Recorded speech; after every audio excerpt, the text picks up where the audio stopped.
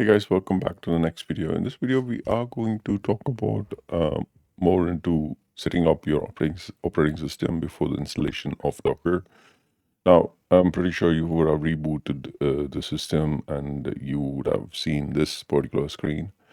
Now, you may have only one user on top, which is online user, or you can name it as Docker user as well. It really doesn't matter what user it is. So click on the online user, which is available. Type the password as online.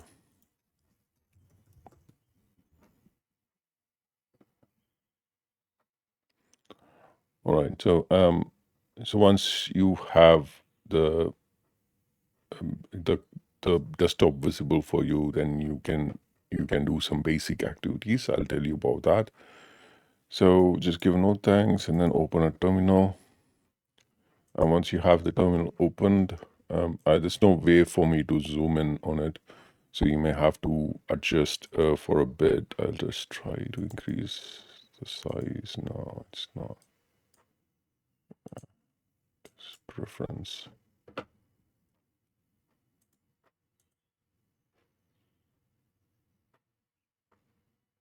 So I'm just looking for the text size.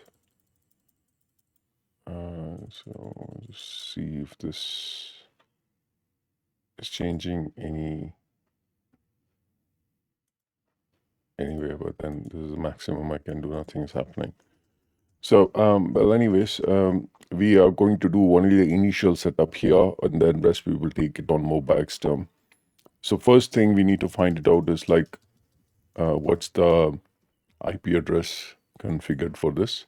You can see that when I type ifconfig, you can see that this is the IP address. So you can also try to ping Yahoo or Google.com. So you can see that it's reachable. It's just connected to the network. So just taken over the IP address, copy the IP address, and go to mobile XTerm. Open mobile XTerm. You may not have all these sessions.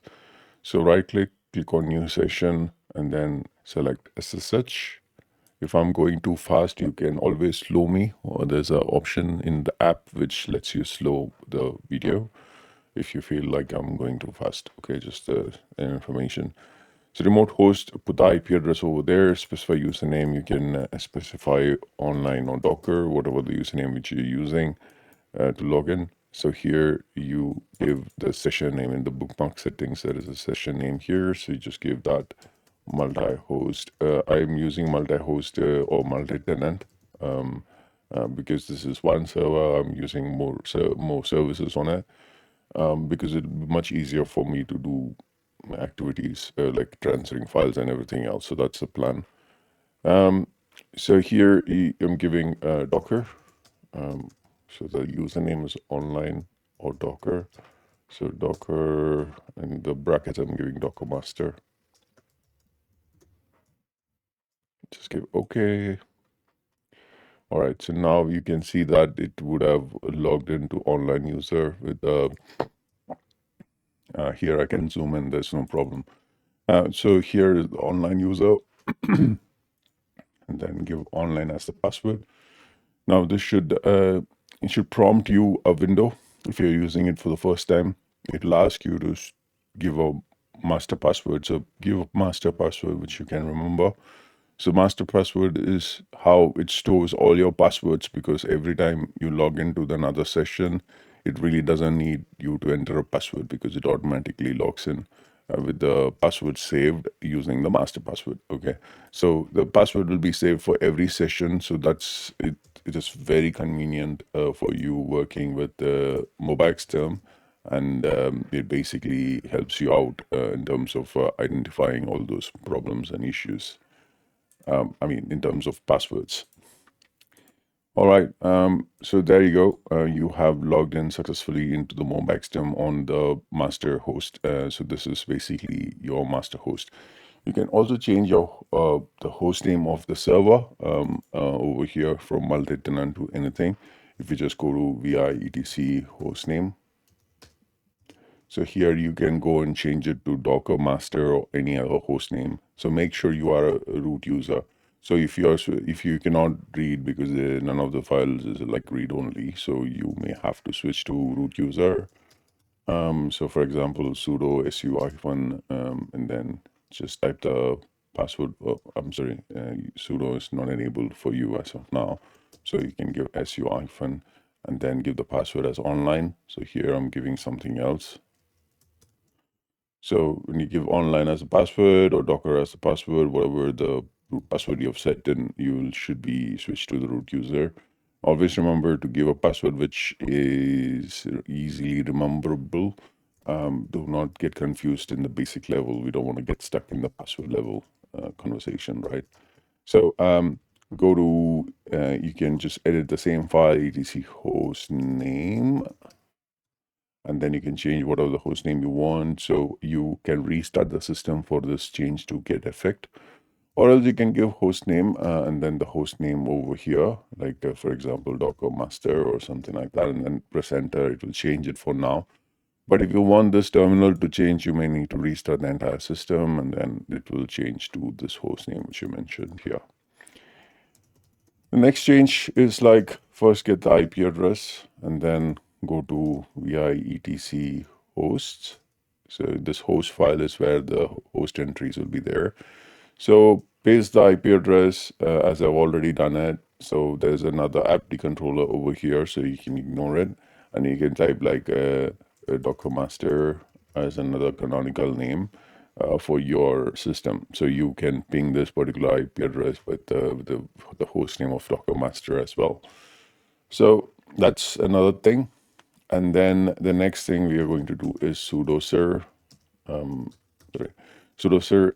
So this will enable you to use sudo rather than switching to the root user every time. So here you will be ending up in the top of this file. So search for a line number 100. So you see escape colon 100. So if you give escape colon 100, you're going to get to that position. So you may have only the root user here. So create a type O, give escape and O. O will create a new line and it will automatically go to insert mode. So here you give that Docker or online. Just the way it is, just copy paste it or basically just type it because I just like it's better for me to type it. So save it and quit it, escape colon WQ for saving and quitting. So in case I missed the instruction on the VI etc host, VI etc host, very simple. You won't be having this line. So paste the IP address by right clicking and then space and then type docker -master. Oh, I made a spelling mistake there. That's nice. So there you go. So O is the magic word.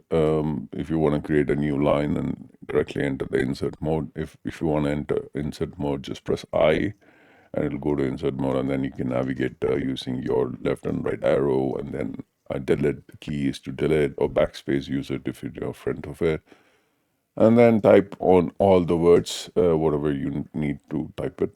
So if I just ping Docker master, should get to this IP address. So this is the use of having a host entry.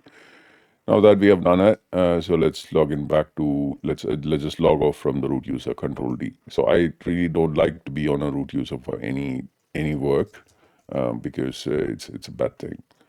And then IP tables -L. So normally it should be disabled. So if you just run it with sudo, it should work. So just give the password as online or Docker. So it should get you the IP tables of rent. So this should all be empty because if it's not empty, then you're not going to connect to the server. So by default, it's empty. So you don't have to worry about it. All right. So far, we have seen the initial setup. I think we are good to proceed with the Docker installation. So let's go ahead on the next video, look at the Docker installation. And for this particular virtual machine concern, you can just snooze it. You can put it on another desktop and just minimize it. So when you're turning off your system or you're not using it or not using this for practicals, so you can always go to the virtual machine and then you can right click, power, and then suspend. Don't turn it off, just press the suspend button. If you have this Windows 11 or something, so you can do this pretty easily by mouse over this and then press the pause button. This will suspend the operating system, which means you can resume it anytime, and resuming is much faster than turning it on or turning it off. So as I told you earlier, so if you have done the host name change, and then you can just restart it. You can see how much time it takes about to the server to come up. It's all about the baggage, right? So, for example, if I have a huge bag and I put in a lot of stuff inside it, when I unpack it, so it's gonna take a longer period of time to unpack it because you have huge stuff inside the bag.